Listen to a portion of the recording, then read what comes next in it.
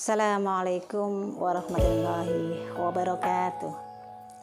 Salam cinta sehidup sesurga. Wahai sobat, ada sebuah kisah seorang wanita yang sedang curhat tentang suaminya yang saat ini masih merokok gitu ya. Wanita ini merasa sedih gitu ya, karena suaminya merokok yang sudah lama dan tidak berhenti-henti. Suatu hari wanita ini mengajak suaminya untuk berkomunikasi ya, tentang apakah nanti mau berhenti gitu ya. Ternyata suaminya bilang, iya saya nanti akan mau berhenti ketika punya anak gitu ya. Suatu ketika sudah punya anak, ternyata suaminya ini tidak berhenti gitu ya. Bahkan sampai suaminya ini mengidap penyakit asma gitu ya.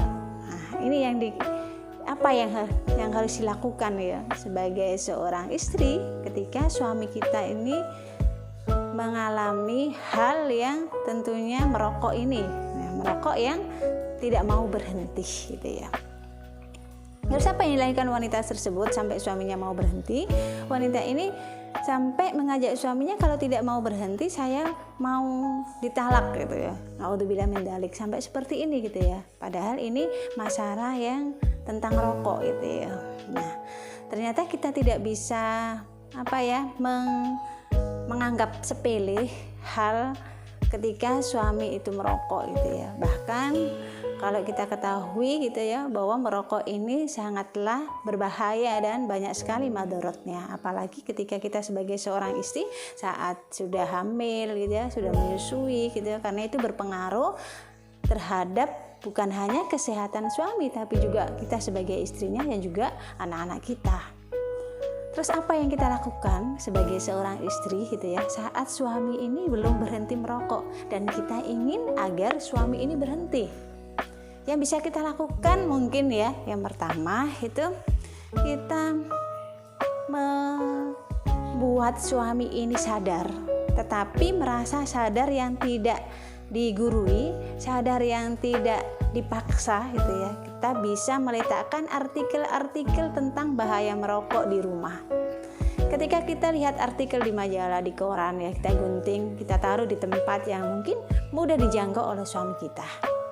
Dengan seperti itu suami akan membaca tentunya ya, dan tentunya ini butuh waktu yang lama gitu ya, yang tentunya bisa 1 bulan, 1 tahun, bahkan 2 tahun gitu ya, tergantung bagaimana suami ini memahami apa yang sudah dibaca tadi tentang bahaya merokok, tentang akibat merokok bagi diri dan juga keluarga.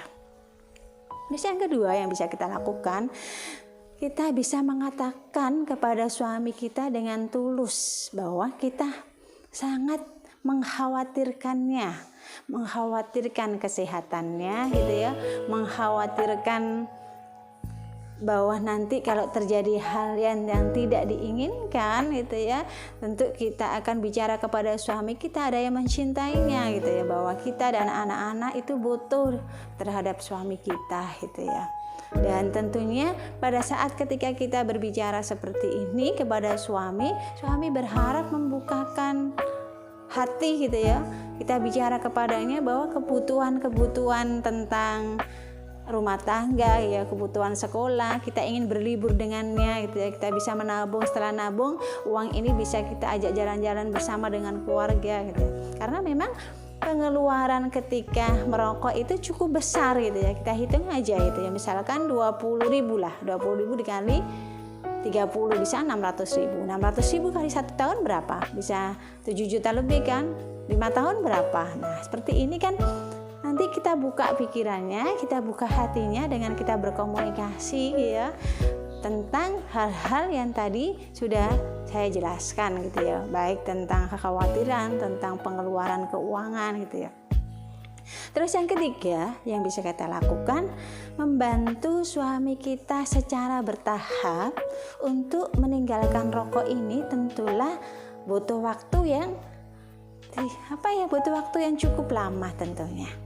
karena kita tidak bisa menakut-nakuti suami kita itu secara langsung gitu ya. Kayak anak kecil saja ditakuti gitu ya. Nanti kamu nanti jadi sakit asma loh, nanti cepat meninggal loh kalau tidak meninggalkan rokok. Ini kita tidak bisa melakukan hal ini secara langsung, tetapi semuanya itu bertahap. Dan tentu kita sebagai seorang istri saat bertahap meninggalkan rokok ini, suami butuh pengelolaan emosi. Kenapa sih laki-laki itu bisa menjadi perokok? Karena itu pelampiasan emosi gitu ya. Bisa jadi itu karena butuh ketenangan sehingga dia merokok. Bisa jadi karena ada masalah dia merokok gitu ya. Pelampiasannya gitu ya. Nah, saat ingin meninggalkan rokok ini tentulah berat ya bagi si perokok untuk melakukan secara langsung gitu ya. Apalagi tidak ada dukungan secara emosi dari pasangan gitu ya. Kita mendukung secara emosi gitu ya, menenangkannya, mengalihkan perhatiannya ya dengan cara bisa membaca buku, jalan-jalan, nonton film, atau olahraga, atau hal-hal yang lain yang sudah kita komunikasikan dengan suami kita, apa yang disukai gitu ya. Nah, ini pun misalkan ya, hari ini dia merokok sampai 1 tablet ya. Kita bisa menguranginya gitu ya. Bisa menguranginya itu bisa pelan-pelan. Bisa jadi menguranginya dari mulai 10 biji sampai 9 ya, sampai 8, sampai 1 minggu 1 kali, setelah itu 1 bulan 1 kali, setelah itu tidak sama sekali. Nah, ini butuh tahapan yang tentunya kesabaran bagi kita sebagai seorang istri gitu ya. Itulah kiat sederhana dan mungkin bisa kita lakukan terhadap suami kita yang saat ini masih belum berhenti merokok. Mudah-mudahan siapapun kalian wahai sobat yang suaminya masih merokok, saya doakan semoga segera cepat selesai gitu ya dan berhenti gitu ya. Karena kita tahu bahwa madorot merokok itu tentunya lebih besar daripada mafsadahnya gitu ya. Saya akhiri, mudah-mudahan bermanfaat. Assalamualaikum warahmatullahi wabarakatuh.